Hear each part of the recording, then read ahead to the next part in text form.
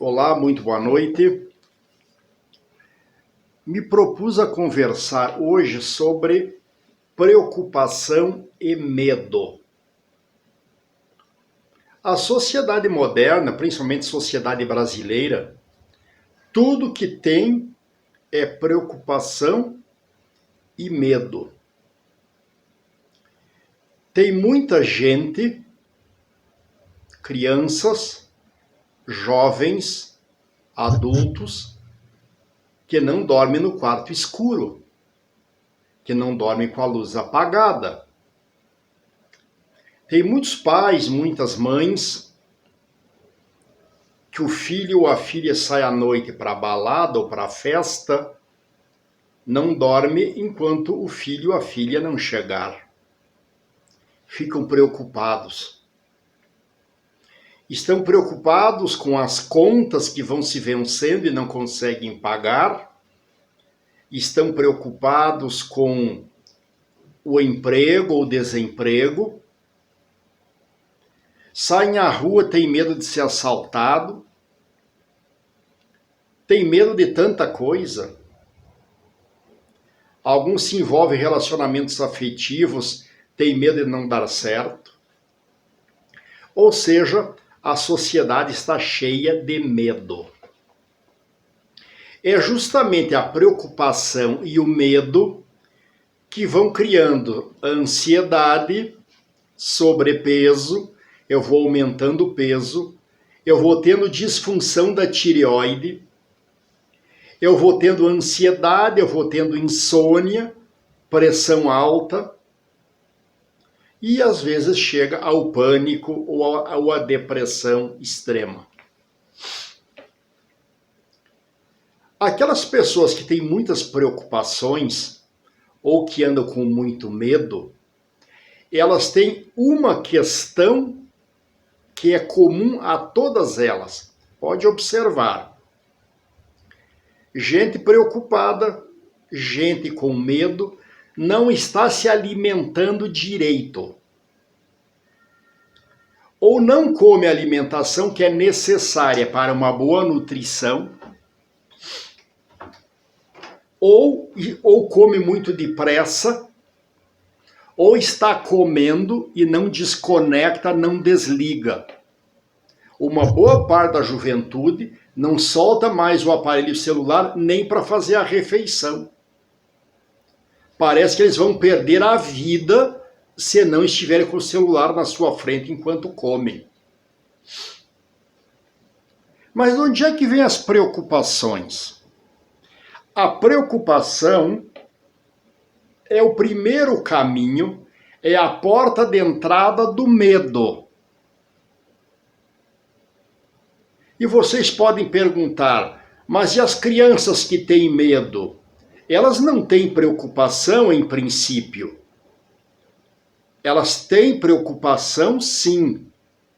Mas o que elas têm fundamentalmente é alimentação inadequada. Quando eu falo de alimentação inadequada, é excesso de carboidrato. Nós estamos com muita farinha branca, muitos doces de qualquer tipo. Os chocolates, excesso de doce no café, excesso de salgadinhos, excesso de refri.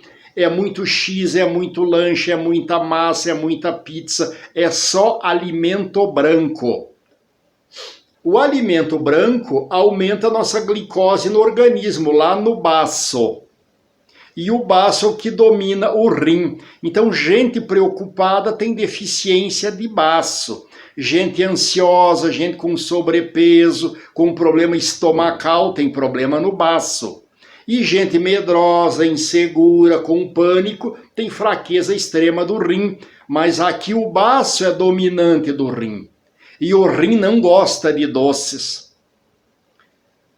Você já observou que todas as receitas que vemos na mídia, ou as donas de casa, ou as cozinheiras, ou nós mesmos que fazemos beliscadas de alimento com frequência, já observou que normalmente esses alimentos dessas pessoas que referi, desses profissionais que referi, giram sempre em torno de doce? É muito difícil hoje as donas de casa estarem preocupadas, ou então trabalhando, fazendo alimentação, ou procurando qualidades salgadas. Normalmente é doce. Ou seja, gente de doce é gente triste. Todas as pessoas tristes, levemente depressivas ou muito depressivas, elas têm preferência por doces. O doce, num primeiro momento, acalma. É a história do pirulito dado para a criança que está chorando. Tu dá o pirulito, ela chupou um pouquinho, já engoliu o choro. Isso é num primeiro momento, porque ela é uma criança muito manhosa. Quanto mais doce tem, mais manhosa fica. E nós adultos, quanto mais doces temos, mais chorões ficamos. Porque o nosso pulmão, que é o órgão da alegria ou da tristeza, não gosta de doce. Mas basicamente, nossa alimentação gira em torno de carboidrato. Quando eu falo de doce, eu estou falando também de farinha branca, porque lá no organismo ela se associa ao doce, ela não se associa ao salgado. Então, fisiologicamente, os preocupados, os medrosos, têm deficiência de baço e têm deficiência de rins. Eu estou falando deficiência, não estou falando doença. Esses são os aspectos fisiológicos. Essas pessoas têm intestino que não funciona bem, elas têm o próprio aparelho urinário, às vezes não funciona bem, ou tem retenção de urina, ou urina com muita frequência, ou às vezes tem as infecções urinárias. Na visão chinesa de medicina e de filosofia, esses aspectos fisiológicos, anatômicos, não separa o corpo da mente. E aí nós vamos lá nas preocupações, nos medos, que pela psicologia, pela psiquiatria, pensa que são estruturas mentais separadas do resto do corpo. E aí lá vem os dizeres que a carga hormonal está baixa, principalmente os hormônios da alegria, a serotonina, a dopamina, a noradrenalina. Isso aparece no organismo nos exames de sangue, mas eles são produzidos pela medula que nasce nos rins e vem por dentro da coluna espinhal e vem abrindo o cérebro. Tem que reforçar o rim. Aliás, as perdas de memória, os esquecimentos, o Alzheimer dá muito em pessoa de mais idade que já ficou fraca dos rins. Mas e a nossa preocupação, afinal de contas, que depois encaminha para medo, vem da onde? Vamos pegar o ponto de partida, preocupação. Pode acreditar. E se duvidar, que tem todo o direito, experimenta fazer uma sondagem e ver se não é o que eu estou dizendo. A preocupação vem do excesso de ilusão. As pessoas estão vivendo muito de fantasia. As pessoas, tudo que vão fazer, pedem para Deus. Tudo que vão fazer é se Deus quiser. Tudo que elas querem fazer, o que não dá certo, que Deus te ajude.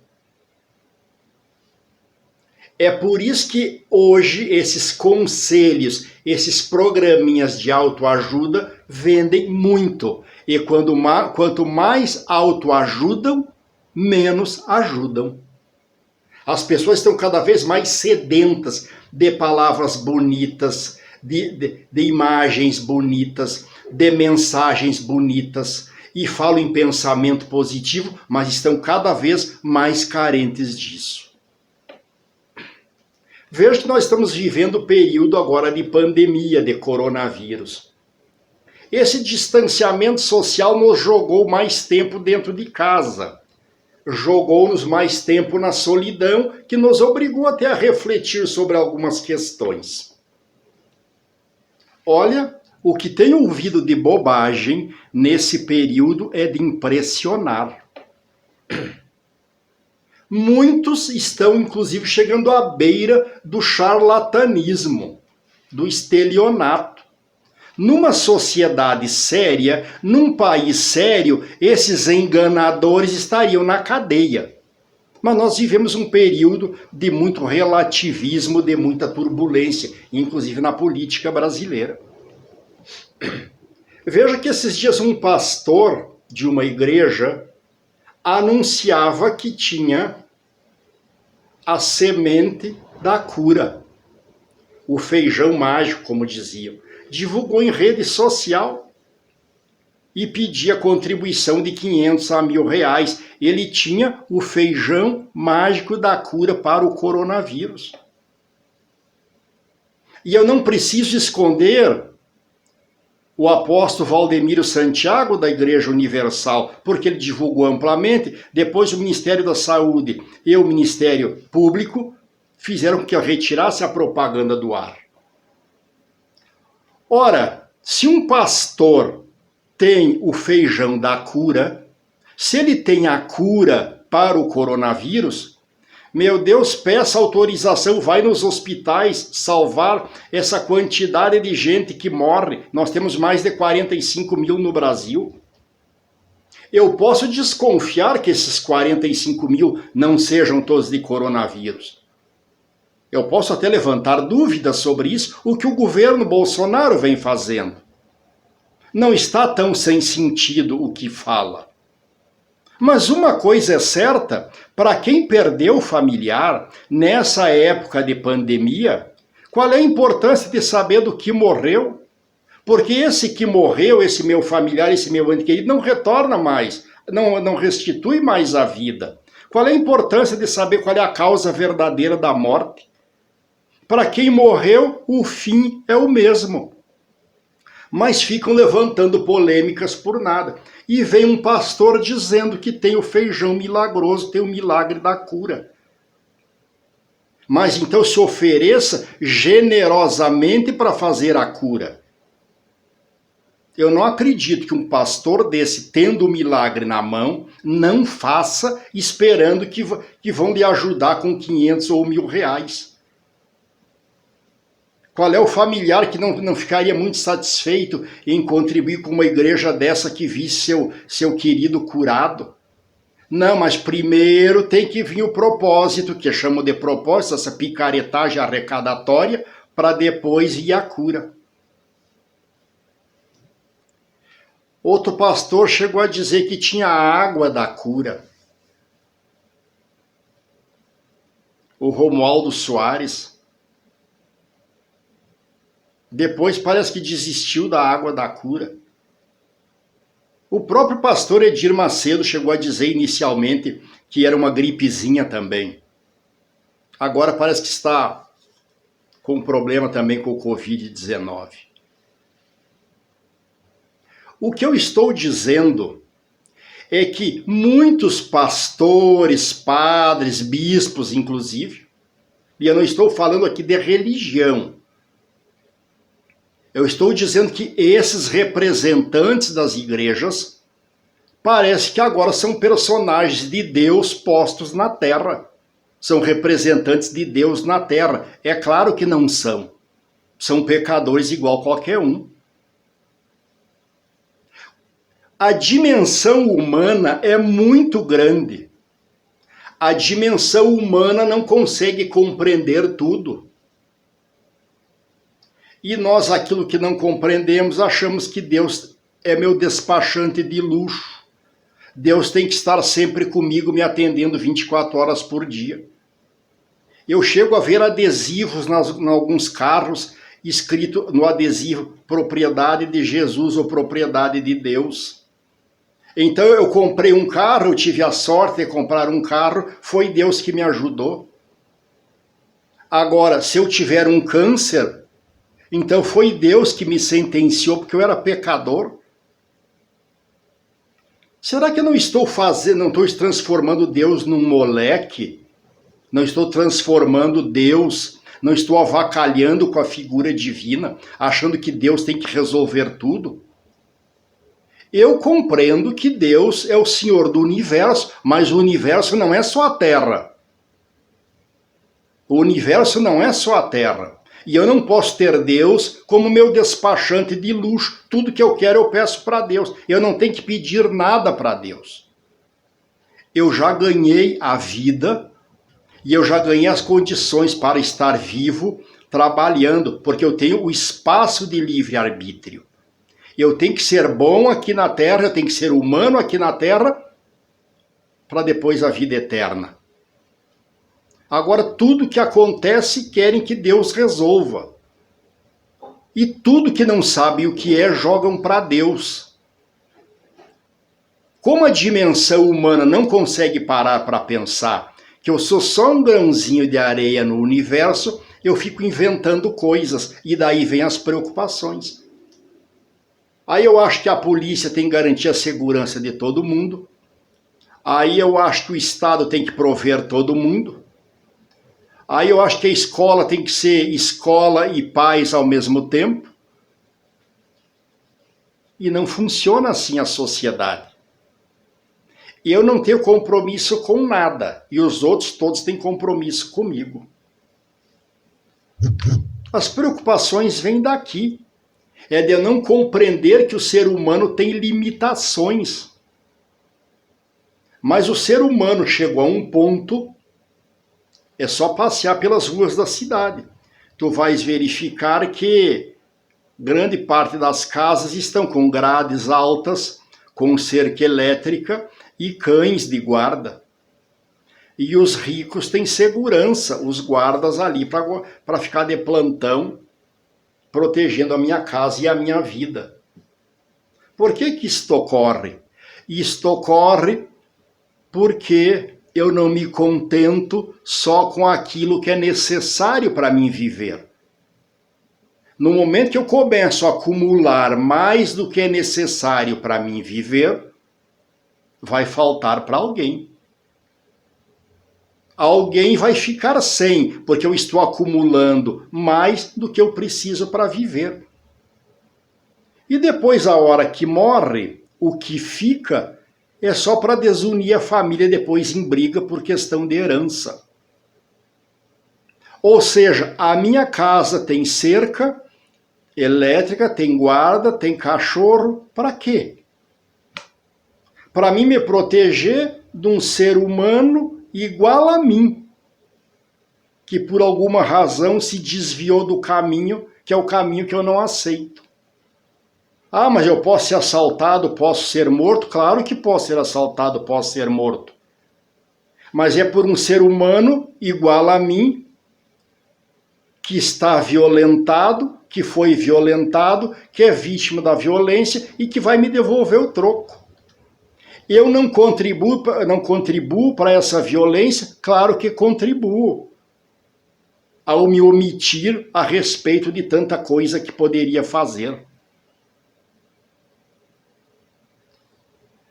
A depressão, a preocupação, o medo só se resolve quando eu romper a minha bolha e começar a participar da vida social. Participar da vida social não é só ficar na rede social dando opinião. É arregaçar as mangas e ajudar a fazer. E me dar conta de que o que eu preciso é o necessário para a minha vida. Porque, gente, quando eu morrer, se eu caísse morto agora e ninguém me socorresse, ninguém se encarregasse dos meus funerais, eu ficaria aqui. Ou seja, a morte não me pertence. Eu caí morto, onde eu caí, alguém tem que resolver os meus funerais. E se não resolver, eu vou ficar ali de alimento dos vermes ou dos abutres. Tudo que eu acumulei de riqueza, que não era necessário para o meu dia a dia, não era necessário para a minha vida, eu não vou poder levar. Eu não estou dizendo que se vai tomar dos ricos para dar para os pobres, eu não estou pregando isso. Eu estou dizendo que nós precisamos ter essa visão social de que a riqueza que existe tem que ser melhor partilhada. E a riqueza pode ser em trabalho, pode ser em obra social, pode ser de várias formas. Nós não precisamos disso tudo para viver. Mas a nossa dimensão humana, ela está muito pobre, ela está muito restrita. Ela quer que Deus faça tudo, que a minha igreja faça tudo, que o meu padre, bispo ou pastor resolva meus dramas sociais. E aí nós começamos a ter padres, bispos, pastores, tem exceção, claro, tem muita exceção, o que eu estou dizendo não é a regra, mas nós começamos a ter essas criaturas como controlador de grupo social. No Brasil hoje está muito nítido hoje. No Brasil de hoje está muito nítido esse controle de grupo social por chamados bispos ou pastores ou padres. Essa parte da sociedade segue determinada religião. Essa outra parte segue determinada religião. E elas estão muito dentro da política brasileira hoje. Aliás, no bairro onde moro, saí fazer uma caminhada e contar as igrejas. Contei 16 igrejas. 16. 3 católicas e as outras igrejas evangélicas e uma testemunha de Jeová. Aí fiquei pensando, se tem tanta igreja, quantos deuses tem? Quantos deuses existem? Quantos Jesus Cristo existem? Se a minha igreja é diferente da tua, é porque o meu Deus, o meu Jesus é diferente do teu. E começam essas desconfianças. Começam essas diferenças de ideias entre seres humanos. Só para criar preocupação. Só para criar tensão. Só para criar nervosismo. Aí estamos em época de coronavírus, as pessoas não conseguem racionalizar e nem raciocinar. E começa a criar um outro problema. Uns querem comércio aberto, empresas funcionando, e outros querem que se faça restrição para cuidar da saúde. E aí a gente não sabe quem está certo e quem não está. Como se isto fosse um dilema para ser resolvido. O problema é um só. Nós temos doença, nós temos o coronavírus, que mata milhares, e nós temos uma economia que precisa funcionar. Mas para a economia funcionar, ela precisa de gente trabalhando, de gente com saúde. Qual é o familiar que qual é o familiar que tendo um doente entre os seus vai trabalhar com dedicação e com desempenho? Então, se se reconhece que há uma guerra, se concentra todo mundo aqui para resolver e depois todo mundo vai ao trabalho. Essa divergência que ocorre na sociedade brasileira é mais motivo de tensão, é mais motivo de preocupação. E aqui as duas alas ideológicas da sociedade brasileira começam a divergir. E cada um se acha dono da razão. E cria uma intolerância com a opinião diferente, com a opinião contrária. Quantos de nós temos nos nossos vizinhos que nós nos relacionamos bem? Quantos daqueles que me assistem agora têm uma boa relação de amizade com toda a sua vizinhança? Muitas vezes nós moramos no mesmo prédio, no mesmo bloco de apartamentos e quando muito sabemos o nome do vizinho do lado. Alguém sai doente, morreu no hospital, foi para a funerária, enterrado, era meu vizinho, eu nem sabia que estava doente. Quer dizer, esse é o grau de isolamento que nós chegamos. E esse grau de isolamento, alimentado só por rede social, por internet, por Face, sei lá por que meio, mas só o meio social, ele vai criando o mundo das ilusões. Hoje, antes de gravar este vídeo, um familiar me passou uma imagem, uma mensagem de um senhor que estava gravando um vídeo, filmando uma criança na rua de 9, 10 anos, catando lixo, e esse senhor muito sentimental ficou comovido, foi inquirir a criança porque catava lixo, e a criança disse que era para ganhar dinheiro para dar um presente para sua mãe. E esse senhor que gravou o vídeo está chorando no vídeo, muito sentido. Como é que as crianças chegam nesse ponto? E eu fiquei pensando duas coisas. Primeiro, por que esse senhor está chorando por causa da criança? Ah, é porque ele é sensível, porque ele é humano. Isso a gente compreende? Isso da natureza nossa? Mas ele não conseguiu colocar uma ideia de como resolver isso. Então ele culpa a Constituição do Brasil, que não serve para nada, porque os governos não fazem nada para aplicar a Constituição. E ele diz, só Deus pode resolver. Ele está sensibilizado porque o menino não tem dinheiro para dar o presente para a mãe. Mas... e por que a sociedade criou essa ideia de ter que dar presente para a mãe? Ou essa não é a lógica do mercado, que eu tenho que comprar presente? Depois nem que eu agrida a mãe, nem que eu ofenda a mãe, nem que eu discuta com a mãe, nem que eu responda com a mãe, nem que às vezes eu bata na mãe, pois ocorre isso no Brasil lá fora. Mas agora é dia das mães, tem que dar um presente. Para quê? Para se redimir? Quer dizer, esse senhor que está chorando porque vê uma criança que não tem dinheiro para dar um presente para a mãe, ele não é capaz de questionar, mas e por que se criou essa história de dar presente para a mãe? Porque claro que alguns podem, outros não podem. Ah, mas é só uma criança. Mas também não foi perguntar para a criança se isso era muito importante. Quer dizer, ele está traduzindo para nós uma sensibilidade que é dele. Não sei se a criança pensa igual a ele. Eu não sou insensível a esses gestos humanos, não. Ao contrário, sou muito sensível aos gestos humanos.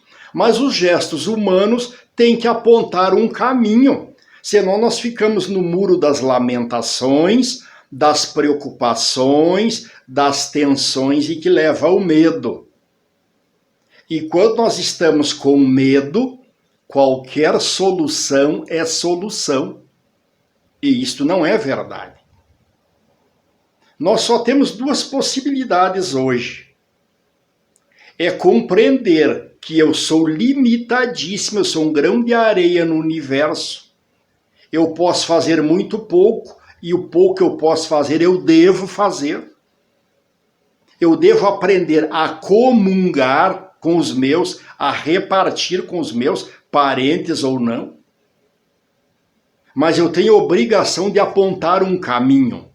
Pode ser que esse caminho não seja o caminho correto, o caminho verdadeiro, mas eu tenho obrigação de apontar. Porque quando eu aponto um caminho, as outras pessoas, a pessoa que eu apontei o caminho, vai parar um pouquinho para pensar, será que esse caminho é o correto? Quando eu me debruço só em lamentação e jogo tudo para cima, achando que Deus tem que resolver tudo, eu não consegui ajudar em nada. Eu não consegui ajudar em nada. Eu só fiquei mais preocupado, mais medroso. Preocupação e medo só se resolve abandonando as ilusões. E para mim abandonar as ilusões, eu preciso diminuir os meus desejos, o querer coisas. Nós estamos muito desejosos de querer coisas. E nós estamos muito afastados das pessoas. Agora estamos reclamando do distanciamento social, mas nós já vivemos em distanciamento social. Eu falo com os meus familiares, com os meus parentes, tudo por rede social, mas eu já fazia isso antes.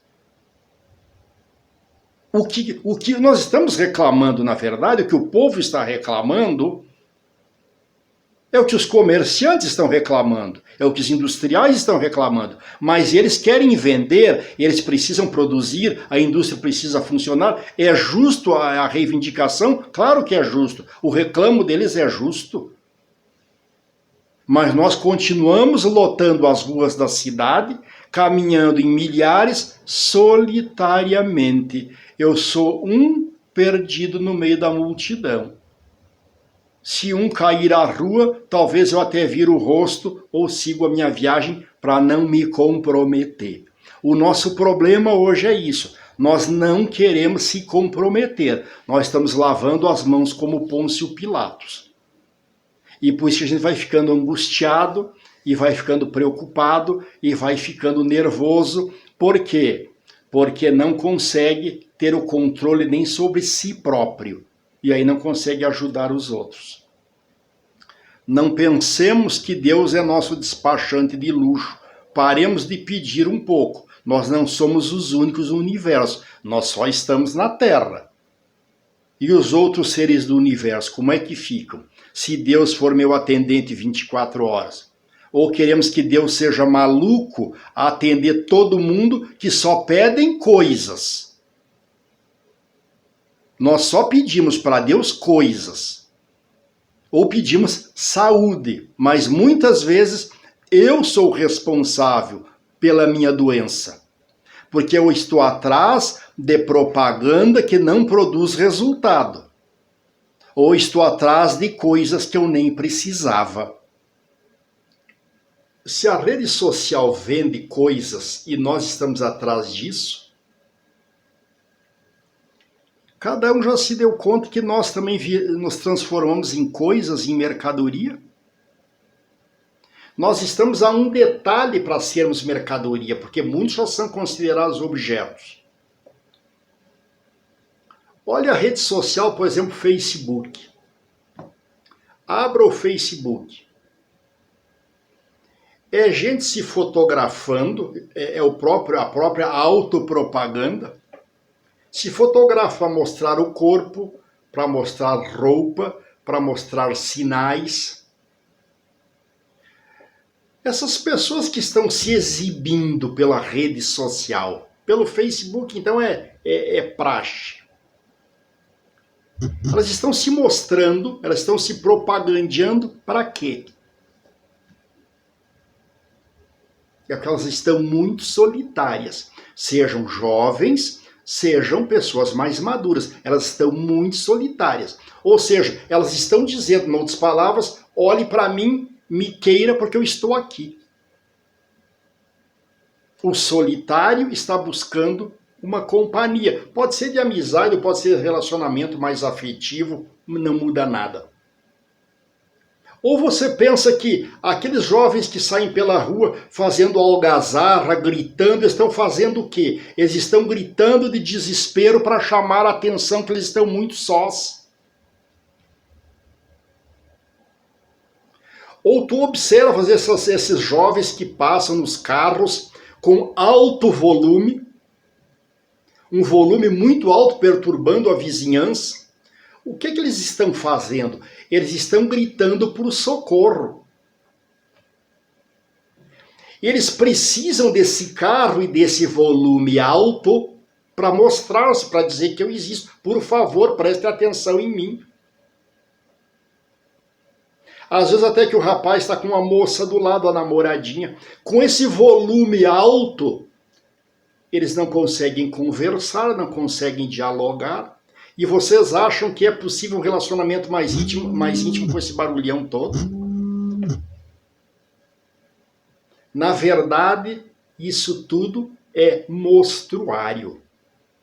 É seres humanos que não se deram conta, que se encaminham para serem mercadorias.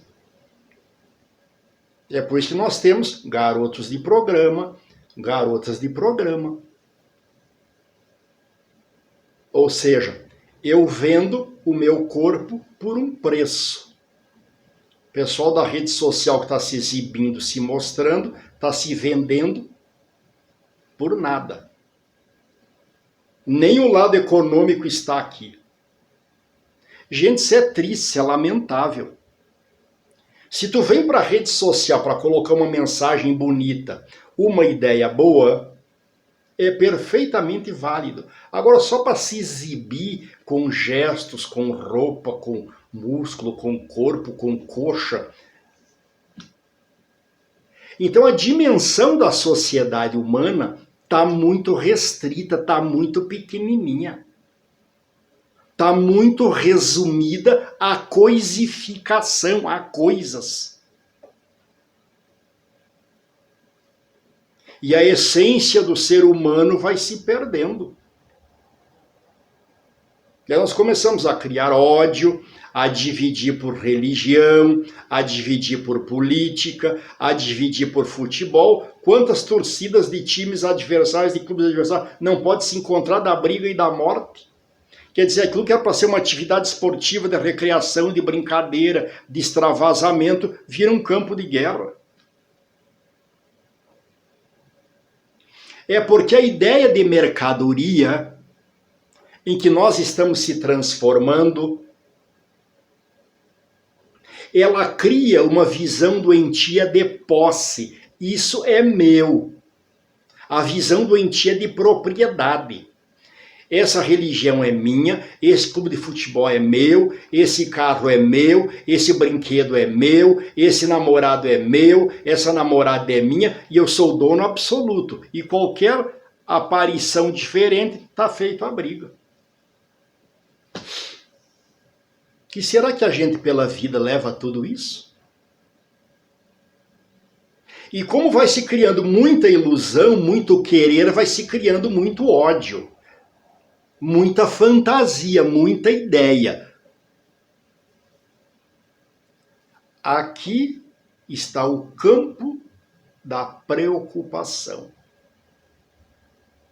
Eu preocupado acho que eu sou Deus, eu acho que eu controlo tudo, eu acho que eu posso resolver tudo. Só que não posso. No estágio seguinte é o medo.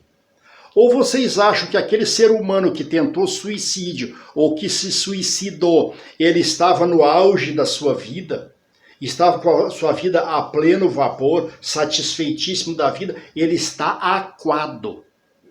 Ele está pressionado num canto, igual o cãozinho andarilho que é maltratado. Aí não vê sentido na vida. Ou nós rompemos este ciclo de ignorância, e aliás tem se dito tanto no Brasil hoje, inclusive o presidente Bolsonaro disse isso na sua campanha, a visão bíblica de São Mateus, conhecereis a verdade vos libertará. E será que nós queremos mesmo conhecer a verdade? Qual verdade?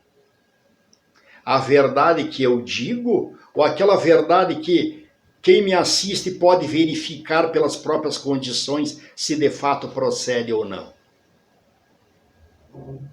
Nós temos que ver menos, nós temos que ouvir menos e temos que ir verificar em loco as situações. Os estudantes têm que sair da rede social, mergulhar em livros para pegar ideias mais amplas. Os estudantes como um todo, todos eles, inclusive eu, temos que deixar um pouquinho de lado a rede social e mergulhar naquilo que é profundidade. Aliás, uma vez nós íamos à praia para ver os mergulhadores. Hoje nós vamos à praia para ver os skatistas e os surfistas. Até isso mudou. Ou seja, nós queremos saber de fantasias, de ilusões, de lagos amplos, mas bem rasinho. Nós não mais queremos mergulhar em águas profundas.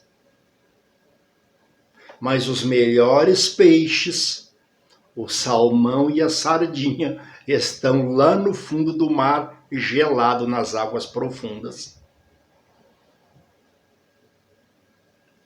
Não há como resolver preocupação e medo se não desvendarmos esses mistérios. Eu só acredito no que eu vejo, mas pela mídia, e aí tudo é editado, tudo é montado. Então eu não vejo a realidade, eu vejo aquilo que quiseram que eu visse. Eu só leio poeminha, romancezinho e historinha, que aqueles que me passam querem que eu veja só isto, e esqueço do essencial. Por isso que os jovens saem às ruas, final de semana, fazem os bondes, tem briga. Os casais brigam. As crianças, se tiver mais do que um, por isso eu falei as crianças, tem briga entre as crianças. É porque cada um transformou em propriedade absoluta as suas coisas. Tudo é meu, tudo é eu, tudo é o meu interior. A vida não é assim. Ou eu aprendo a comungar, eu aprendo a partilhar, ou parece que a sociedade não tem soluções. Abandonemos os medos, abandonemos as preocupações, mas eu tenho que abandonar as ilusões, as fantasias, que tem demais, me alimentar melhor, gastar energia caminhando, gastar energia fazendo atividade física, ao invés de ficar dentro de casa gastando energia elétrica, aumentando conta de luz. Eu tenho que sair caminhar para gastar a minha energia e consumir menos alimentos para diminuir a obesidade.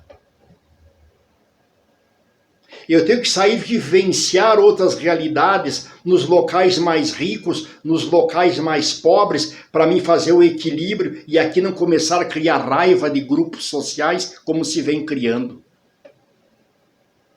E eu preciso compreender que o Estado é um ente abstrato, mas é o somatório de pessoas e de interesses.